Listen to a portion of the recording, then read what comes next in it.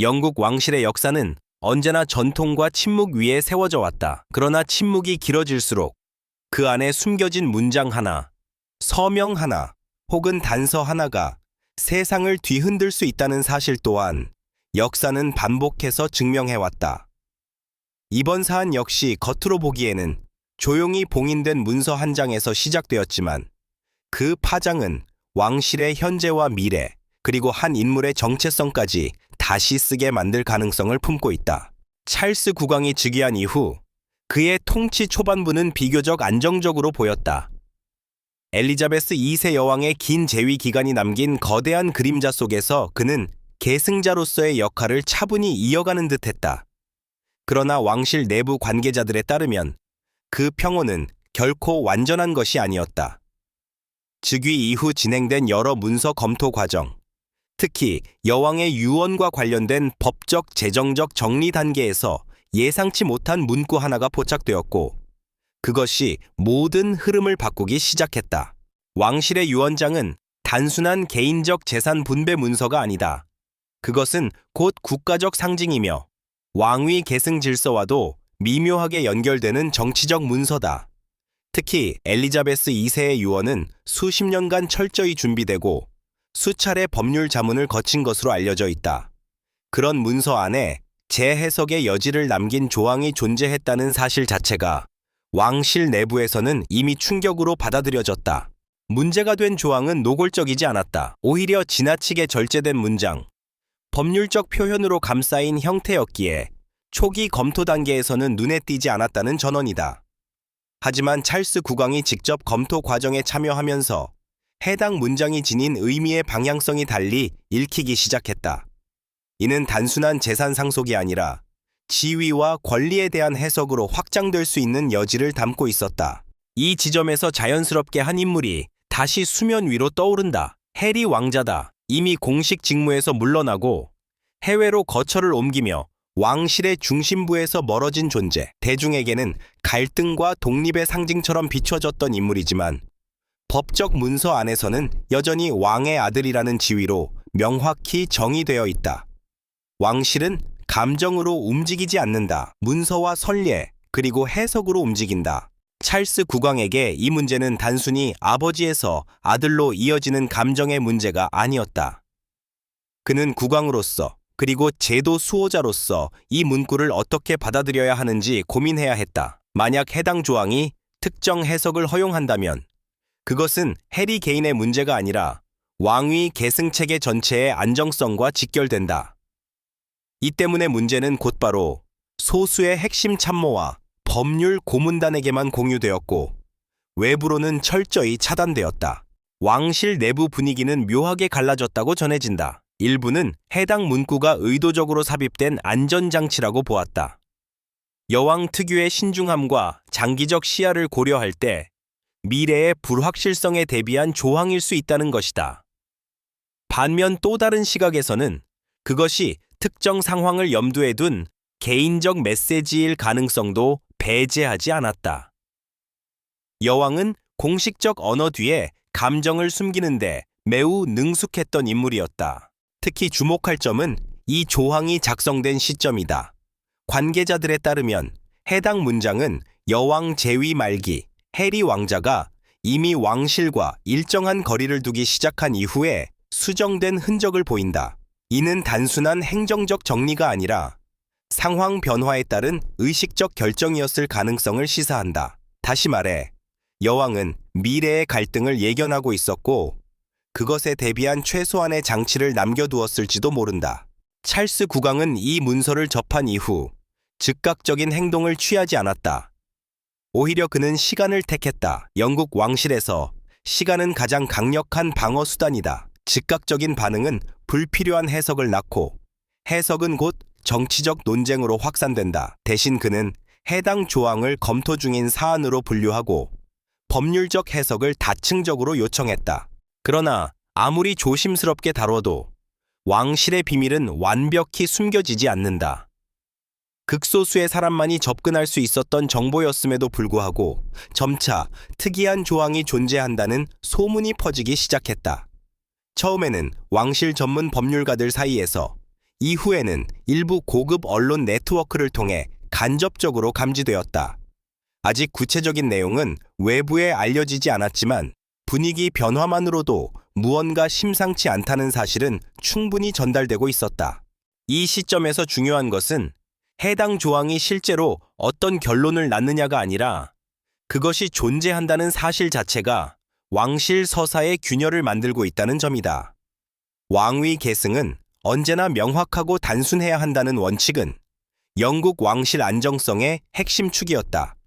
그 축에 해석의 여지가 끼어드는 순간 과거의 모든 분쟁 사례들이 다시 소환된다. 찰스 국왕은 이 사실을 누구보다 잘 알고 있다. 그는 젊은 시절부터 왕실 내부 갈등과 여론의 파괴력을 직접 목격해온 인물이다. 그래서 더욱 신중할 수밖에 없다. 해리 왕자라는 이름이 다시 계승 문제와 함께 언급되는 것 자체가 왕실에 어떤 파장을 불러올지 계산하지 않을 수 없다. 왕실에서 비밀이란 단어는 단순한 은폐를 의미하지 않는다. 그것은 공개 시점을 통제하기 위한 장치이자 국가적 안정과 직결되는 판단의 결과다. 엘리자베스 2세 여왕의 유언과 관련된 특정 조항이 수면 위로 드러나지 않았던 이유 역시 단순히 숨기기 위함이 아니라 아직 말해질 준비가 되지 않았기 때문이라는 해석이 내부에서는 더 설득력 있게 받아들여지고 있다. 영국 왕실의 유언장은 관습적으로 즉각 전면 공개되지 않는다. 법적으로는 일정 기간 봉인될 수 있으며 특히 왕위 계승과 관련된 요소가 포함될 경우 그 검토 과정은 더욱 엄격해진다. 여왕의 유언은 그녀의 생애만큼이나 복잡한 구조를 지녔고 다수의 부속 문서와 해석 지침이 함께 존재했다. 문제의 조항은 이 부속 문서들 사이에 교묘하게 배치되어 있었다고 전해진다. 해당 문장이 오랜 시간 주목받지 않았던 이유 중 하나는 그것이 기존의 계승 질서를 직접적으로 부정하지 않았기 때문이다. 문장은 선언이 아니라 조건의 형태였고 명령이 아니라 가능성으로 남아 있었다. 왕실 법률가들은 이런 유형의 문구를 흔히 잠재 조항이라 부른다. 즉, 평상시에는 아무런 효력을 드러내지 않지만 특정 상황이 발생할 경우에만 의미를 갖게 되는 구조다. 이러한 조항이 등장하게 된 배경을 이해하기 위해서는 해리 왕자가 왕실 내부에서 어떤 위치에 놓여 있었는지를 다시 살펴볼 필요가 있다. 대중에게 그는 늘 자유로운 왕자 혹은 문제적 인물로 소비되어 왔지만 왕실 내부 기록에서의 해리는 훨씬 다른 인물이었다. 그는 오랫동안 예외 가능성을 지닌 구성원으로 분류되어 왔다. 형인 윌리엄 왕세자가 비교적 일관된 후계자 코스를 밟아온 반면 해리 왕자는 군 복무, 해외 파견, 그리고 왕실 의무와 개인적 선택 사이를 오가며 유동적인 행보를 보여왔다. 여왕은 이러한 차이를 문제로 삼기보다는 오히려 서로 다른 역할 분담으로 받아들였던 것으로 알려져 있다. 내부 메모와 참모 증언에 따르면 그녀는 해리를 왕실의 안전판으로 인식한 적도 있었다고 한다. 이 인식은 시간이 흐르며 변화를 맞게 된다. 특히 해리 왕자가 결혼을 계기로 왕실 생활에 대한 회의를 공개적으로 드러내기 시작하면서 기존의 전제는 흔들리기 시작했다. 여왕은 이 시기를 매우 신중하게 지켜봤다. 공개적인 발언을 자제하는 대신 문서와 절차를 통해 미래의 불확실성을 관리하려 했다는 것이 다수 관계자들의 공통된 평가다. 바로 이 지점에서 문제의 조항이 등장한다. 해당 문장은 해리 왕자의 이름을 직접적으로 언급하지 않지만 왕의 직계 후손 중 특정 조건을 충족하는 인물이라는 표현을 사용한다. 이 조건은 모호하면서도 구체적이다. 왕실 법률 체계 안에서는 충분히 특정인을 지칭할 수 있지만 외부에서는 일반적 원칙처럼 보이도록 설계된 문장이다. 왜 여왕은 이런 방식을 택했을까? 가장 설득력 있는 해석은 그녀가 왕실 내부 갈등을 현재의 문제로 만들고 싶지 않았다는 점이다. 살아있는 동안 분쟁의 씨앗을 공개적으로 남기는 것은 그녀의 통치 철학과 맞지 않았다. 대신 미래의 군주가 상황에 따라 판단할 수 있도록 여지를 남겨두는 것. 그것이 여왕 특유의 방식이었다. 이로 인해 해당 조항은 자연스럽게 극소수만이 인지하는 정보로 남게 되었다. 여왕 생전에도 이 문구의 존재를 정확히 알고 있던 인물은 손에 꼽혔고 대부분은 전체 유언 구조만을 개략적으로 이해하고 있었다. 찰스 국왕 역시 즉위 이전에는 이 조항을 중요하지만 긴급하지 않은 요소로 인식하고 있었던 것으로 전해진다. 그러나 즉위 이후 상황은 달라졌다. 왕실에서 모든 문서는 현재형으로 다시 읽힌다. 과거의 가능성은 현재의 책임이 된다. 찰스 국왕은 해리 왕자가 공식 직무에서 물러난 이후에도 여전히 국민적 관심의 중심에 있다는 사실을 누구보다 명확히 인식하고 있었다. 그리고 그 관심은 언제든 계승 문제로 연결될 수 있는 잠재력을 지니고 있었다. 이러한 맥락에서 볼 때 문제의 조항이 비밀로 유지되어 온 이유는 단순하다.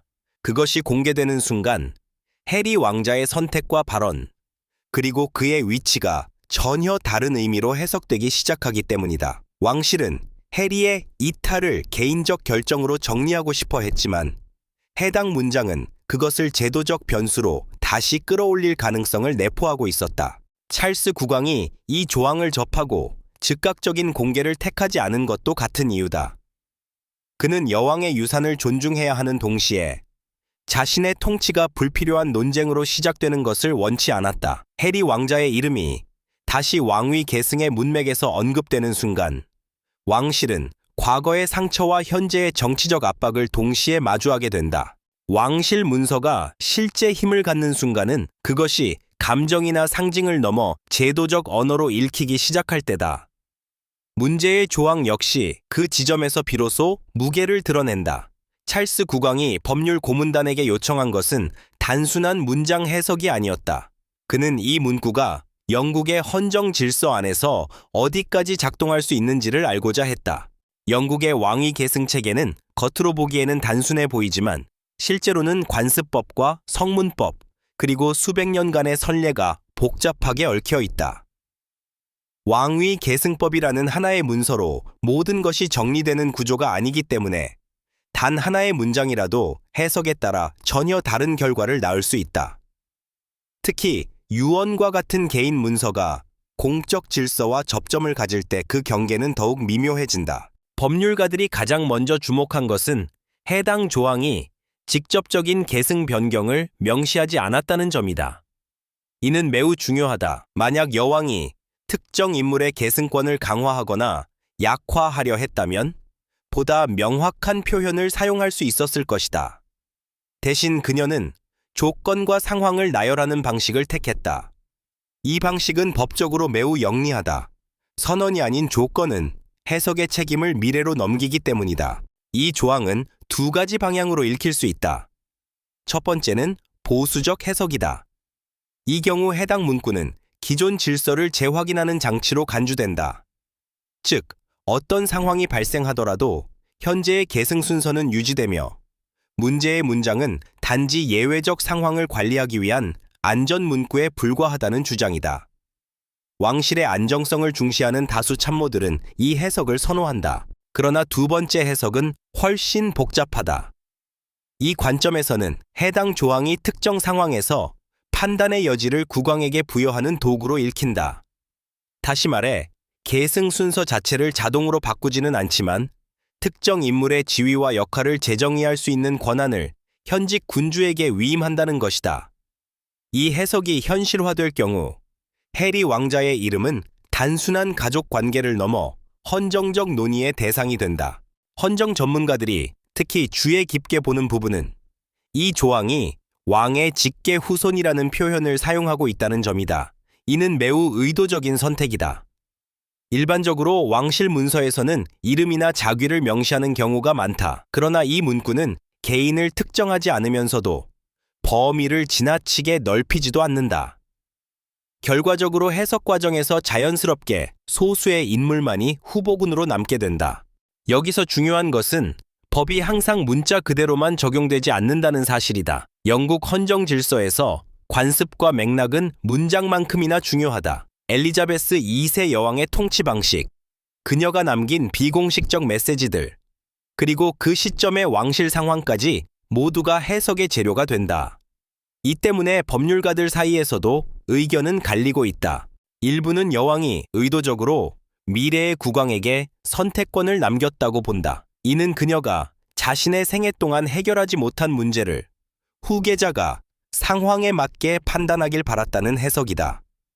반면 다른 이들은 여왕이 오히려 불필요한 오해를 피하기 위해 모호한 표현을 사용했을 뿐이며 실제로는 기존 질서를 흔들 의도가 전혀 없었다고 주장한다. 찰스 국왕에게 이 논쟁은 학문적 토론이 아니다. 그는 이 해석이 현실 정치로 번질 가능성을 냉정하게 계산해야 한다. 만약 해당 조항이 외부에 알려지고 특정 해석이 여론의 지지를 얻게 된다면 국왕은 원하든 원하지 않든 입장을 표명해야 하는 상황에 놓일 수 있다. 침묵조차 하나의 메시지로 읽히는 위치에 있기 때문이다. 더욱 복잡한 문제는 이 조항이 지금 당장 효력을 발휘하지 않더라도 장기적으로 왕실 내 권력 구도에 영향을 줄 수 있다는 점이다. 해리 왕자가 공식 직무에서 물러난 상태라는 사실은 역설적으로 그의 지위를 더 애매하게 만든다. 완전히 배제된 인물도 아니고 그렇다고 적극적 역할을 수행하는 인물도 아닌 상태. 법은 이런 회색 지대를 가장 민감하게 다룬다. 왕실 내부에서는 이미 시뮬레이션에 가까운 논의가 진행되고 있는 것으로 알려져 있다. 특정 상황이 발생했을 때 이 조항이 어떤 절차를 촉발할 수 있는지, 의회와의 관계는 어떻게 설정되어야 하는지, 그리고 무엇보다 국민 여론을 어떻게 관리해야 하는지까지 포함한 다층적 검토다. 이는 단순히 해리 개인의 문제가 아니라 왕실 제도 전체의 신뢰성과 직결되는 문제이기 때문이다. 결국 이 장에서 드러나는 핵심은 하나다. 문제의 조항은 지금 이 순간 왕위를 뒤흔들지는 않지만 언제든 현실의 변수로 작동할 수 있는 잠재력을 지니고 있다. 그리고 그 잠재력은 해리 왕자라는 인물이 여전히 왕실 서사에서 완전히 지워지지 않았음을 의미한다. 왕실이 가장 두려워하는 것은 법적 분쟁이 아니다. 법은 닫힌 방 안에서 관리할 수 있지만 서사는 그렇지 않다. 한번 외부로 흘러나간 이야기는 누구의 통제도 받지 않고 각자의 이해관계에 따라 변형되며 증폭된다. 문제의 조항이 만약 언론의 프레임 속으로 들어오는 순간 그것은 더 이상 문서의 한 문장이 아니라 이야기가 된다. 영국 왕실을 수십 년간 취재해온 기자들 사이에는 공통된 인식이 있다. 왕실 위기는 언제나 사실보다 해석에서 시작된다는 점이다. 실제 내용이 무엇이든 대중은 자신이 이해하기 쉬운 구조로 사건을 재구성한다. 그리고 그 재구성의 중심에는 늘 인물이 있다. 이번 경우 그 인물은 피할 수 없이 해리 왕자다. 해리 왕자는 이미 언론 서사에서 확고한 상징성을 지닌 존재다. 전통에서 벗어난 왕자, 제도와 충돌한 인물, 그리고 가족과 거리두기를 선택한 사람. 이 모든 이미지는 문제의 조항이 외부에 알려질 경우 하나의 질문으로 수렴된다. 그는 정말로 완전히 떠난 것인가? 이 질문이 던져지는 순간 왕실이 공들여 유지해온 현재의 질서는 다시 불안정해진다. 언론의 시선에서 볼 때 이 사안은 매우 매력적인 구조를 지닌다.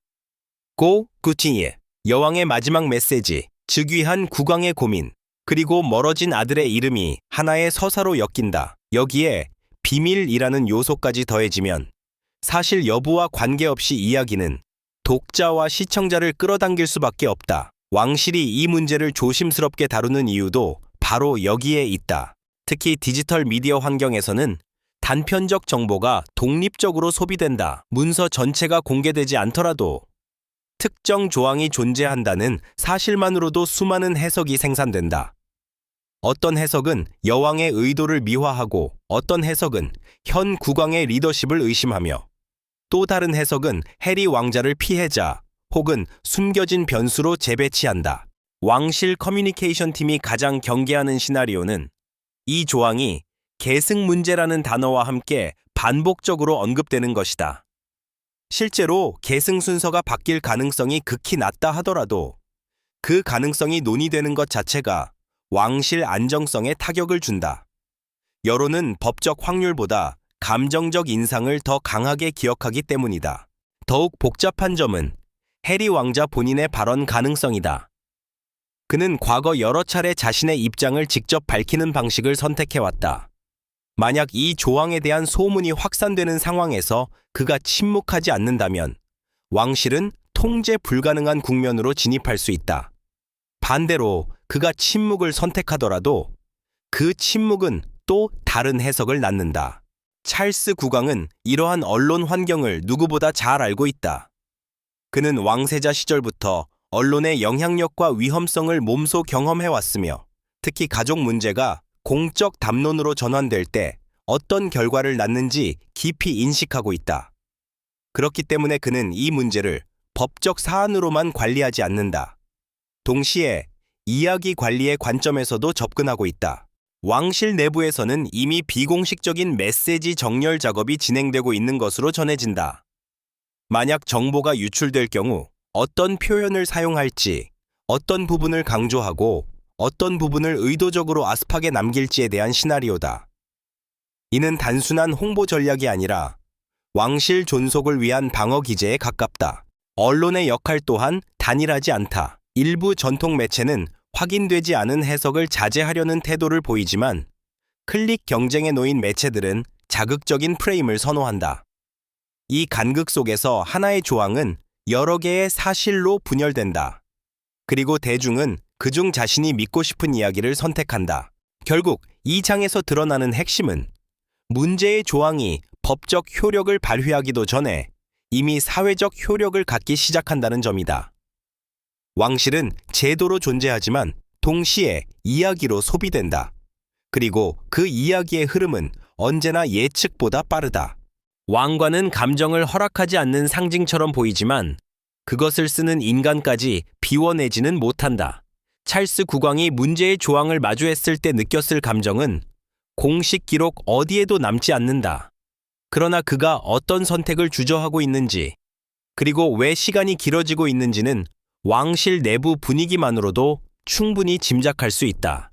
찰스는 평생 기다리는 사람이었다. 왕세자로서 보낸 수십 년 동안 그는 늘 미래의 왕이었고 현재의 결정권자는 아니었다. 어머니의 통치 아래에서 그는 왕실의 원칙을 존중하는 법, 그리고 개인적 감정보다 제도를 우선하는 방식을 체화해왔다. 바로 그 점이 지금 그를 가장 어렵게 만든다. 이번 사안은 제도의 문제가 아니라 제도와 혈연이 정확히 겹쳐지는 지점에 놓여 있기 때문이다. 국왕으로서의 찰스는 명확하다. 왕위 계승 질서는 흔들려서는 안 되며 여왕이 남긴 유산은 안정적으로 계승되어야 한다. 그러나 아버지로서의 찰스는 그렇게 단순하지 않다. 해리 왕자는 단순한 변수가 아니다. 그는 한때 가장 자유롭고 감정 표현이 솔직했던 아들이었고 동시에 찰스가 제대로 지켜주지 못했다는 죄책감을 가장 많이 느끼는 대상이기도 하다. 왕실 내부 인사들에 따르면 찰스 국왕은 해리 왕자의 이름이 언급되는 순간 대화의 속도를 늦추는 경향을 보인다고 한다. 이는 회피라기보다는 신중함에 가깝다. 그는 이 문제가 감정으로 처리될 경우 어떤 결과를 낳을지 너무 잘 알고 있다. 과거의 경험, 특히 다이애나 왕세자빈을 둘러싼 비극적 서사는 여전히 그의 판단에 깊은 흔적을 남기고 있다. 문제의 조항은 그에게 하나의 질문을 던진다. 국왕은 어디까지 아버지일 수 있는가? 만약 그가 이 문구를 완전히 무력화시키는 선택을 한다면 그는 안정적인 군주로 평가받을 수 있다. 그러나 동시에 그는 해리에게 남아있던 마지막 제도적 연결고리를 스스로 끊는 인물이 된다. 반대로 그 문구를 적극적으로 해석하거나 유지하려 한다면 그는 왕실 전체를 불필요한 논쟁 속으로 끌어들이는 위험을 감수해야 한다. 찰스 국왕의 참모진은 이 문제를 감정적으로 접근하지 않도록 끊임없이 경계하고 있다. 그들은 국왕에게 선례를 상기시킨다. 영국 왕실에서 개인적 판단이 제도를 흔들었을 때 어떤 결과가 있었는지, 그리고 그 결과가 얼마나 오랫동안 회복되지 않았는지를 반복해서 강조한다. 그러나 동시에 이 사안이 단순한 선례 적용으로 해결되지 않는다는 점 또한 모두가 알고 있다.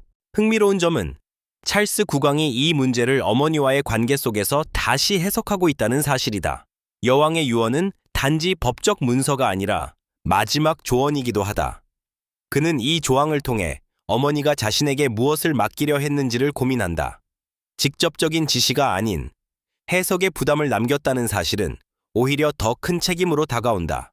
왕실 내부에서는 찰스 국왕이 이 문제를 결정이 아닌 관리의 영역으로 두고 싶어 한다는 분석이 지배적이다. 즉, 지금 당장 결론을 내리기보다는 상황이 자연스럽게 정리될 때까지 문구를 잠재 상태로 유지하는 방식이다. 이는 가장 안전한 선택처럼 보이지만 동시에 가장 불안한 선택이기도 하다. 관리되는 문제는 언제든 다시 떠오를 수 있기 때문이다. 아버지로서의 찰스는 여전히 해리 왕자와의 관계 회복 가능성을 완전히 닫지 않고 있다. 공식 석상에서는 냉정한 거리를 유지하지만 비공식적으로는 그의 안위를 묻고 있다는 증언도 존재한다. 이런 상황에서 문제의 조항은 단순한 법적 문장이 아니라 관계 회복의 가능성을 상징하는 요소로도 작용한다. 그러나 국왕으로서의 찰스는 감정적 신호가 정치적 해석으로 전환될 수 있다는 사실을 누구보다 잘 안다.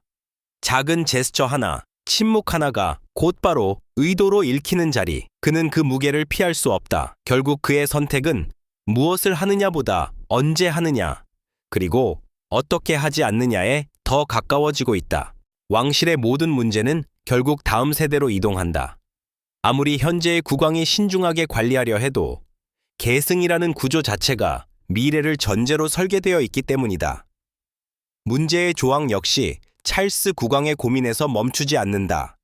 그것은 자연스럽게 차기 국왕, 즉 윌리엄 왕세자의 위치와 역할을 다시 비추는 거울이 된다. 윌리엄 왕세자는 오랫동안 안정의 상징으로 자리매김해왔다. 그는 전통을 존중하면서도 변화에 대한 언어를 사용할 줄 아는 인물로 평가받았고, 가족사에서 비롯된 상처를 비교적 절제된 방식으로 관리해왔다. 대중과 언론은 그를 미래의 국왕으로서 가장 예측 가능한 인물로 인식한다. 바로 이 점이 이번 사안에서 역설적인 긴장을 만들어낸다. 문제의 조항이 존재한다는 사실만으로도 윌리엄의 위치는 미묘하게 재조명된다. 실제로 그의 계승권이 흔들릴 가능성은 극히 낮음에도 불구하고 변수라는 단어가 등장하는 순간 확고해 보였던 구조는 심리적 균열을 겪는다. 왕실에서 이러한 균열은 단순한 소문 이상의 의미를 지닌다. 그것은 신뢰의 문제이기 때문이다. 왕실 내부에서는 이 사안이 윌리엄 왕세자에게 어떤 방식으로 전달되어야 하는지를 두고도 신중한 논의가 이어졌다고 전해진다. 그는 더 이상 보호받아야 할 존재가 아니라 곧 제도의 수호자가 될 인물이다. 그렇기에 모든 정보를 공유해야 한다는 원칙과 불필요한 부담을 지우지 말아야 한다는 판단이 충돌한다. 윌리엄은 해리 왕자와의 관계에서도 상징적인 위치에 있다. 두 형제의 서사는 이미 대중 담론 속에서 단순화된 형태로 소비되어 왔다. 책임을 떠안은 형, 자유를 선택한 동생.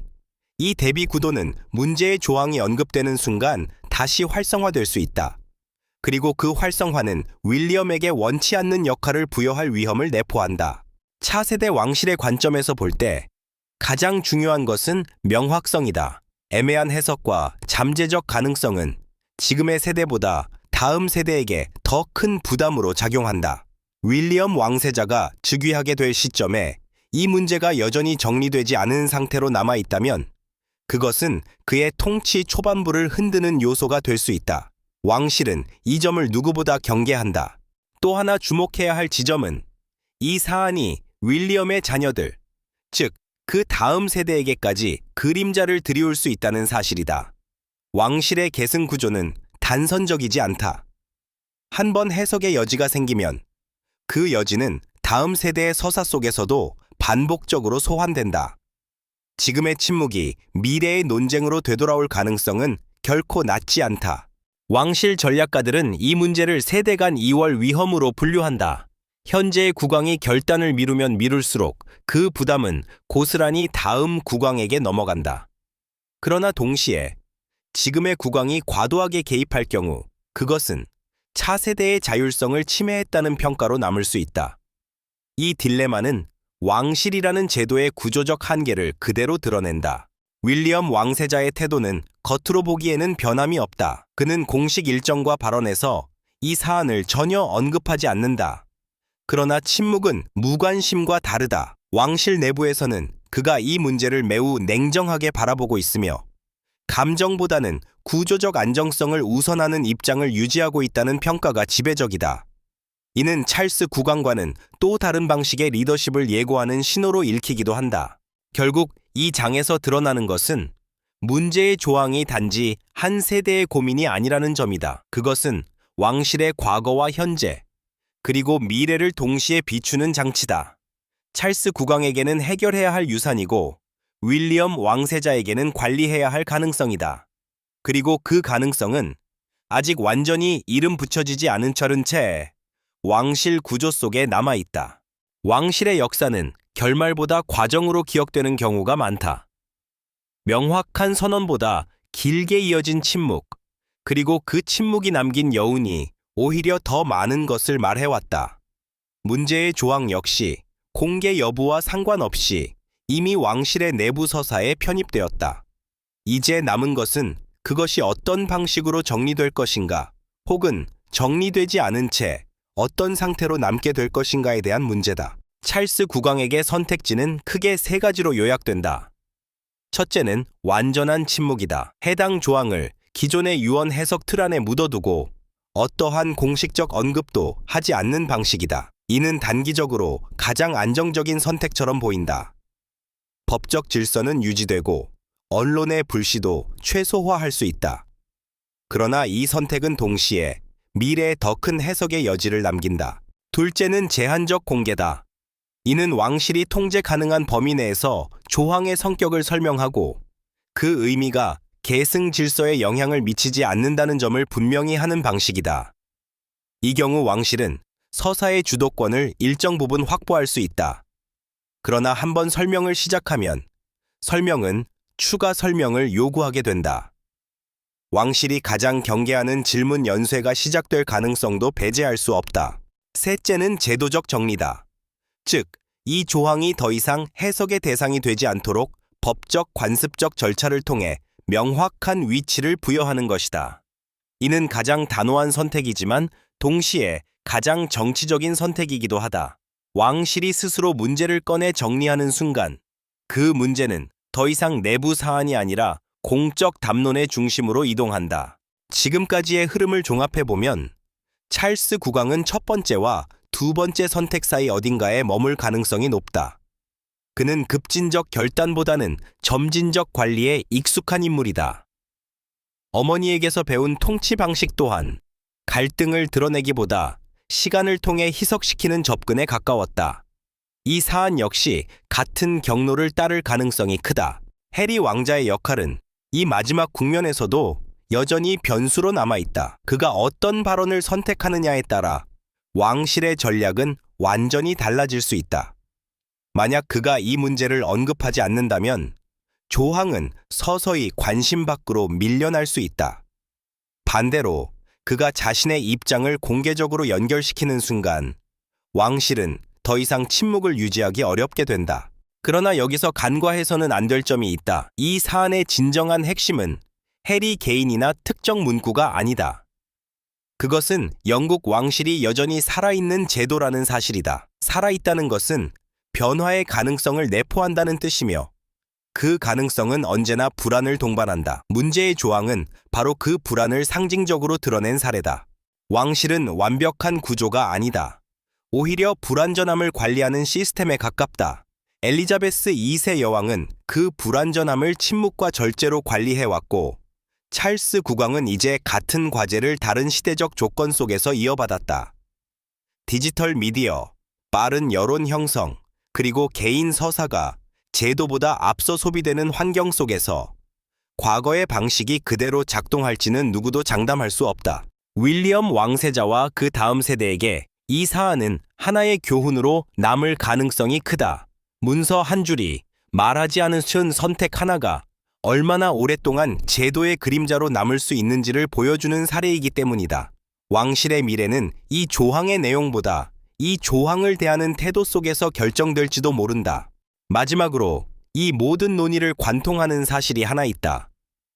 왕실은 늘 확실함을 상징해왔지만 그 확실함은 언제나 인간의 선택 위에 세워져 왔다. 문제의 조항은 그 선택의 부담을 우리 앞에 드러냈을 뿐이다. 공개되든 봉인되든 이미 그 존재만으로도 하나의 역할을 수행했다. 이로써 7번째 장, 그리고 전체 서사는 마무리된다. 결론은 명확하지 않다. 그러나 왕실 보도에서 명확한 결론은 언제나 드물었다. 대신 남는 것은 방향성이다. 그리고 지금까지의 흐름이 보여주는 방향은 하나다. 영국 왕실은 다시 한번 말하지 않는 선택을 통해 말하고 있다.